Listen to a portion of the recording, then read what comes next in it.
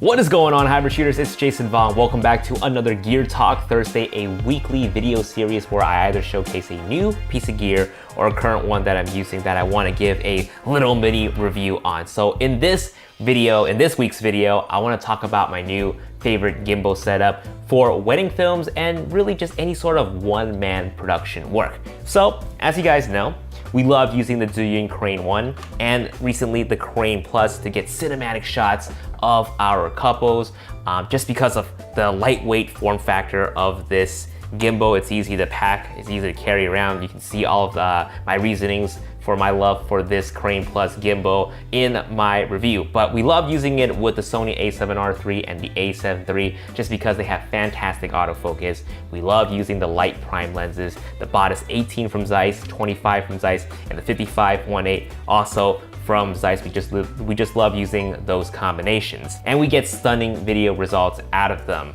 However, when you're using prime lenses, you are of course stuck to that one look, that one focal length. Now you can argue and say, why not just use clear image zoom or super 35 mode to get a different look, to get a closer look while using the same prime lens. Now you definitely can. However, when you're shooting 60p or 120p slow motion in 1080p, you're gonna see a bit of an image degradation when you are using those features. If you're shooting 4K, that's fine, it's totally cool. You're not gonna see that much of image degradation from using 4K, but for 1080p, you're gonna see a little bit of that.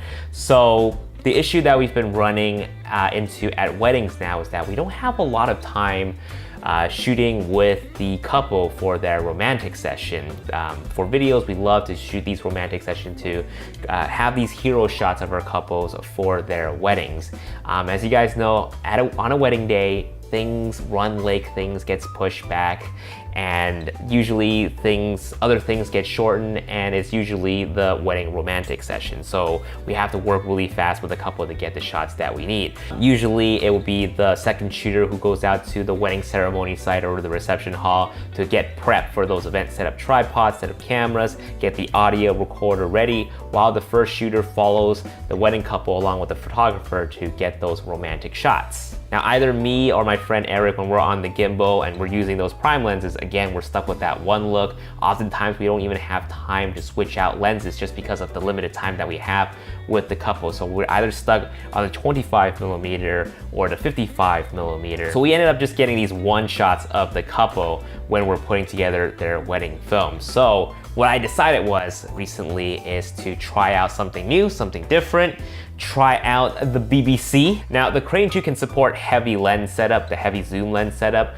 G Master 24-70, f2.8, 16-35, and I can zoom across all those focal lengths on the Crane 2 without having to rebalance, thus saving us a lot of time. You know, I can get wide shots and tight shots extremely quickly, and you're seeing those results right now. Most of these footage came from the G Master 24-70. Now the trick to this is to balance your setup at the middle.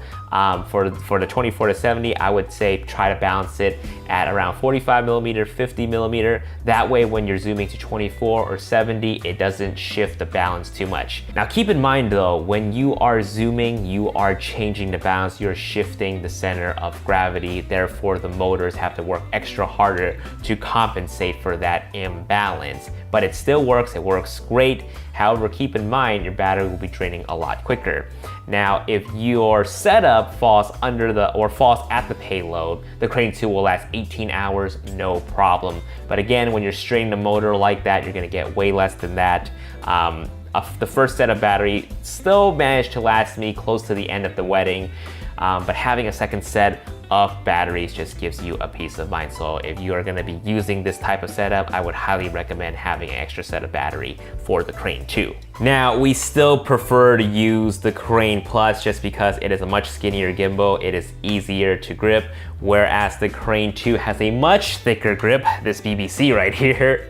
It's much harder to grip. I had friends, the ones that I shoot weddings with, they got a chance to use this for a little bit and they're just like, man, how do you do this? Like, this is so heavy. I feel like my hands are cramping up after 30 minutes just because of how thick the handle is. But the trade-off is, again, you'll be able to use your zoom lenses your 2.8 zoom lenses, you're getting different looks out of it, wide, tight, and all that. And it's just much easier for me at a run and gun situation. I can get tight shots, I can get wide shots all on one setup without having to keep on changing lenses. So I would say, again, favorite gimbal setup at weddings or any sort of one-man production work. This just makes our life a lot easier. Okay, maybe not making our lives easier while we're using the gimbal, but definitely gives us a lot more flexibility when we're editing the wedding videos at the end. By the way, guys, let me know in the comments down below if you guys want to see more wedding film tutorials from me. I'm thinking about doing like a month-long video series on just purely wedding films. There's gonna be some other stuff going on as well for the hybrid shooting side for photography, but definitely this month I want to concentrate a little bit more on producing wedding film tutorials, and then next month maybe jump on to something else, just because right now it is wedding season and I want to get as much information out there as possible as to how we shoot our wedding films and what are some of the tips and tricks that we picked up over the last 3 years that I really want to share with you guys. So let me know in the comments down below if that is something that you want to see. So let me know in the comments down below what you think of those results that I've gotten on the Crane 2 and the 24-70 G Master. And while you're at it, hit me up on Instagram and tag me in your dopest shot using a gimbal. My handle's at JasonVMedia. Guys, thank you so much for watching. I'll see you guys in my next video. Peace.